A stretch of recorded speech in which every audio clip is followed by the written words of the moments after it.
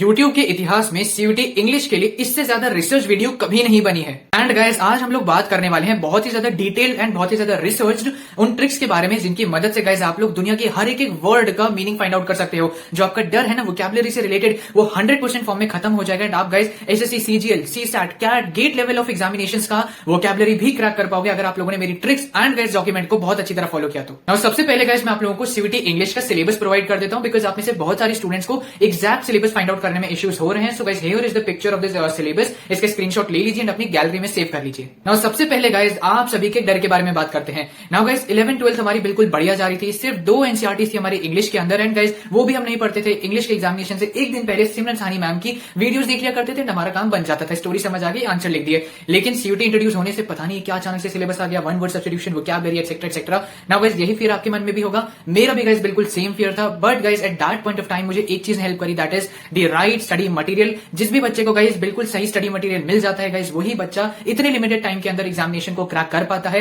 Right guys तो आज guys जितना भी स्टडी मटेरियल मेरे पास था लाइक कॉम्पाइलेशंस वो सभी गाइस मैं आप सभी को पास ऑन करने वाला हूं। नाउ गाइस आप सभी को मैं ये पूरा सिलेबस का हर एक पार्ट को बहुत डिटेल में एक्सप्लेन करूंगा। सबसे पहले गाइस हमारा one word substitution. So guys जो भी बच्चे बुक्स रीडिंग कम करते हैं उनके लिए वन वर्ड सब्स्टिट्यूशन को आंसर करना थोड़ा डिफिकल्ट हो जाता है। इस मोमेंट में मैं आप सभी को बिल्कुल सजेस्ट नहीं करूंगा कि दी हिंदू आप न्यूज़पेपर पढ़ो या फिर the word power made easy पढ़ो बिकॉज ये बहुत बल्कि चीजें आप लोगों के पास बहुत टाइम कम है। इस मोमेंट पे आपके लिए इंपॉर्टेंट हो जाता है कॉम्पाइलेशंस को पढ़ना। नाउ गाइस ये डॉक्यूमेंट मैं आपको शो करता हूं। बेसिकली गाइस ये कॉम्पाइलेशन है most repeated one word substitutions का जो बहुत सारे कॉम्पिटिटिव एग्जाम्स में आता रहा है। नाउ गाइस आप बिलीव नहीं करोगे मेरे ऊपर, बस इस पर्टिकुलर कॉम्पाइलेशन को अच्छी तरीके से पढ़ के थरली पढ़ के guys out of 4 3 one word substitutions मेरे बहुत इजीली बन गए थे। इस पर्टिकुलर डॉक्यूमेंट का एक्सेस आपको हमारे टेलीग्राम चैनल पे मिल जाएगा। सेकंड पार्ट आ जाता है गाइस हमारा फिल इन द ब्लैंक्स का। वोकैब सेक्शन का गाइस आपका डर खत्म करने के बाद आपको एक डिटेल्ड एनालिसिस देखने को मिलेगा। उसके अंदर आपको पता चलेगा कि इन सारे पॉइंट्स में से कितने क्वेश्चंस आते हैं, किस डिफिकल्टी लेवल ऑफ क्वेश्चंस आते हैं, जो गाइस हमने एनालिसिस बनाया है पिछले साल के 10 प्रीवियस ईयर क्वेश्चन पेपर्स को रेफर करने के बाद। So basically guys fill in the blanks से रिलेटेड बहुत ही इजी लेवल ऑफ क्वेश्चंस आते हैं।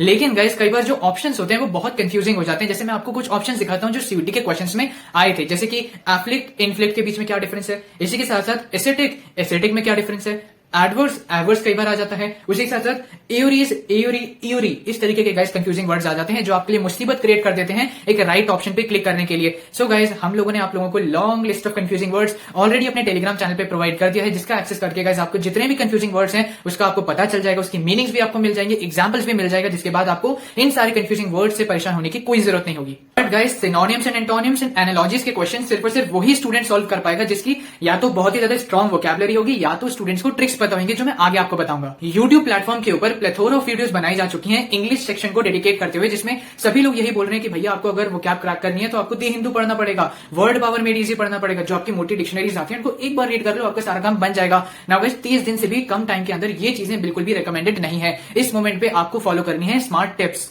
नाउ अब गाइस जो मैं आप सभी को वोकैबुलरी ट्रिक बताने वाला हूं, अगर गाइस आप लोगों ने वो अच्छे से समझ ली तो पहली बात आपका वोकैबुलरी तो स्ट्रांग होगा ही, उसी के साथ साथ गाइस आप लोग फिल इन द ब्लैंक्स से क्वेश्चन को भी इजीली सॉल्व कर पाओगे। सिनोनिम एंटोनिम के 8 क्वेश्चंस आप लोग डील कर पाओगे, वन वर्ड सब्स्टिट्यूशंस आपका क्रैक हो जाएगा, उसी के साथ साथ गाइस एनालॉजीज भी आप लोग क्रैक कर लोगे। सो गाइस हर एक इंग्लिश वर्ड में प्रीफिक्स एंड सफिक्स का यूज किया जाता है।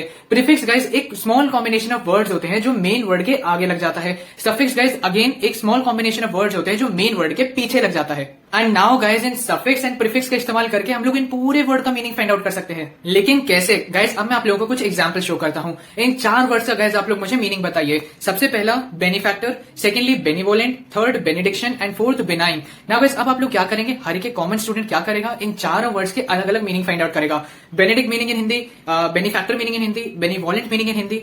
नाउ इस मोमेंट पे गाइस जिस भी स्टूडेंट को सफिक्स एंड प्रीफिक्स की जानकारी होगी वो इन 4 वर्ड्स का मीनिंग एक बार में इजीली फाइंड आउट कर लेगा। जैसे एक स्टूडेंट ने देखा कि इन 4 वर्ड्स के आगे जो प्रीफिक्स है वो सिमिलर है and that is Benny. And bro की पीडीएफ में मुझे देखने को मिले था कि बेनी का मतलब होता है डूइंग समथिंग गुड और डूइंग समथिंग पॉजिटिव। सो मुझे इजीली पता चल गया कि इन 4 वर्ड्स का मीनिंग कुछ ना कुछ पॉजिटिव वर्क या गुड वर्क से रिलेटेड है। नाउ गाइस अगेन मैं आप सभी को एक और एग्जांपल शो करता हूं। इन 4 वर्ड्स की गाइस मुझे मीनिंग बताइए। सबसे पहला somnambulist, secondly ambulatory, third perambulate and fourth guys funambulist. Now now आप लोग क्या करेंगे, इन 4 वर्ड्स की अगेन आप लोग सेपरेटली गूगल पे जाके मीनिंग फाइंड आउट करेंगे। कई बच्चे ऐसे होंगे जो लोग अपनी एक डायरी मेंटेन कर रहे होंगे कि अच्छा यहाँ पे एक वर्ड दिख गया, इसकी मीनिंग फाइंड आउट कर ली, ये एक वर्ड मैंने नोट डाउन किया, इसकी मीनिंग फाइंड आउट कर ली, नेक्स्ट डे जाके मैं इसको लर्न कर रहा हूँ डेली बेसिस पे रात में बैठ के। ये सब गाइस आपको नहीं करना है। इस मोमेंट पे जिस भी बच्चे को अगेन जानकारी है सफिक्स प्रीफिक्स की, वो क्या फाइंड आउट करेगा कि यार इन वर्ड्स के अंदर एक सफिक्स बहुत कॉमन है, दैट इज एम्ब्यूल। नाउ ब्रो की मैंने पीडीएफ वापस से चेकआउट करी एंड एम्ब्यूल का मतलब यार यहाँ पे वॉक से रिलेटेड है, मतलब इन चारों वर्ड्स का गाइस वॉक से रिलेटेड कुछ मीनिंग है। नाउ गाइस आप सभी स्टूडेंट्स भी जाके चेकआउट कर सकते हो इन चारों वर्ड्स की meaning.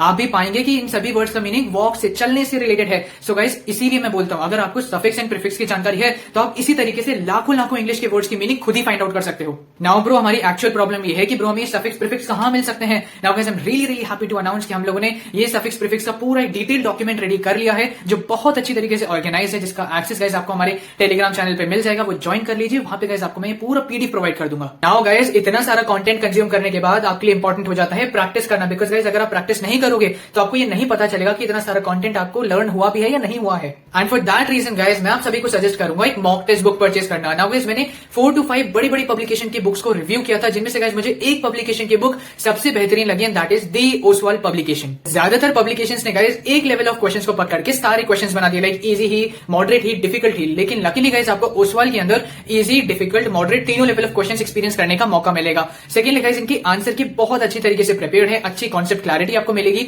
And third guys price, जो मुझे भी एंड मेरे सारे व्यूअर्स को अफेक्ट करता है। इन पर्टिकुलर पब्लिकेशन की बुक्स का प्राइस यार बहुत इकोनॉमिकल है, इसीलिए मैं आप सभी को इस पर्टिकुलर पब्लिकेशन की बुक्स परचेज करने को सजेस्ट करूंगा। बाकी इनकी प्राइस से रिलेटेड, पेपर बैक से रिलेटेड एंड कहां से ऑर्डर करना है गाइस उसका लिंक मैंने डिस्क्रिप्शन में दिया हुआ है। आप अभी जाके ओसवाल की बुक परचेज करके प्रैक्टिस स्टार्ट कर सकते हैं, जो मैक्सिमम 1 or 2 डेज के अंदर इनकी बुक्स आ जाएंगी। गाइस बहुत ज्यादा एफर्ट्स लगते हैं इन तरीके के डिटेल डॉक्यूमेंट्स को बनाने के लिए। Please do hit the like button and guys इस वीडियो को शेयर कर देना उन स्टूडेंट्स के साथ जिनको प्रिपरेशन में बहुत डिफिकल्ट हो रही है। एंड गाइस सब्सक्राइब करना ना भूलें, बिकॉज आगे जाके डोमेन्स के लिए मैं बहुत डीप एनालिसिस आपको प्रोवाइड करूंगा, शॉर्ट नोट्स प्रोवाइड करूंगा and final detail strategies provide करूंगा। And now is the time for analysis guys. इस तरीके के एनालिसिस आपको कहीं देखने को नहीं मिलेंगे।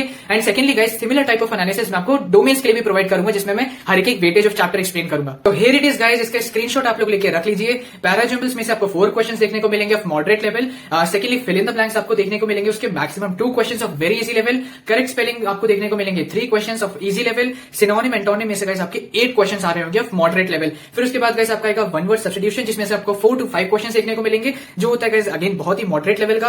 देन आते हैं गाइस आपके इडियम्स एंड फ्रेजेस, जिसके पीडीएफ मैंने ऑलरेडी प्रोवाइड कर दिया टेलीग्राम चैनल पे। उसके गाइस आपको क्वेश्चंस देखने को मिलेंगे 2, जो होते हैं अगेन बहुत ही इजी लेवल के। जहां तक बात है गाइस पोएटिक डिवाइसेस की, उसके भी 3 क्वेश्चंस आपको देखने को मिलेंगे जो बहुत इजी होते हैं, लाइक बहुत इजी होते हैं। 6 पोएटिक डिवाइसेस आपके रिपीटेड होते हैं, जैसे कि आपका simile, alliteration, irony, oxymoron, personification and guys आपका मेटाफोर। देन आते हैं गाइस आपका एनालॉजीज, जिसके आपके 4 क्वेश्चंस पूछे जाते हैं, अगेन वो बहुत इजी लेवल के होते हैं। Then at the end guys आपका होते हैं वोकैबुलरी से 5 to 6 क्वेश्चन, जो आपके तीनों लेवल ऑफ क्वेश्चंस होते हैं, इजी भी होते हैं, मॉडरेट भी एंड डिफिकल्ट भी आते हैं। डिफिकल्ट आप लोग कैसे कर लोगे, जैसे मैंने आपको अभी पीछे बताया है। एंड गाइस रिमेनिंग क्वेश्चंस होते हैं आपके पैराग्राफ से रिलेटेड। ये चीज का गाइस मुझे बहुत डर था कि कहीं ब्रो पोएटिक पैराग्राफ्स तो नहीं आते, बिल्कुल पोएटिक पैराग्राफ नहीं आते, only and only descriptive paragraph आते हैं। सो आई होप गाइस आप लोगों को पता चला होगा कि ब्रो कौन से मोस्ट इंपोर्टेंट टॉपिक्स हैं इंग्लिश के अंदर। आपको वोकैबुलरी की एक अच्छी खासी जानकारी मिल गई होगी। पीडीएफ गाइस हमारी सारी शेयर हो जाएंगे टेलीग्राम चैनल पे, जाके उसको ज्वाइन कर लेना। बाकी वीडियो पसंद आई हो तो please don't forget to hit the like button, subscribe करके रखिए, बिकॉज आगे जाके यार डोमेन्स के लिए भी मैं similar type of analysis and short notes provide करूंगा एंड स्ट्रेटेजीज प्रोवाइड करूंगा। Please don't forget to subscribe this channel. Thank you and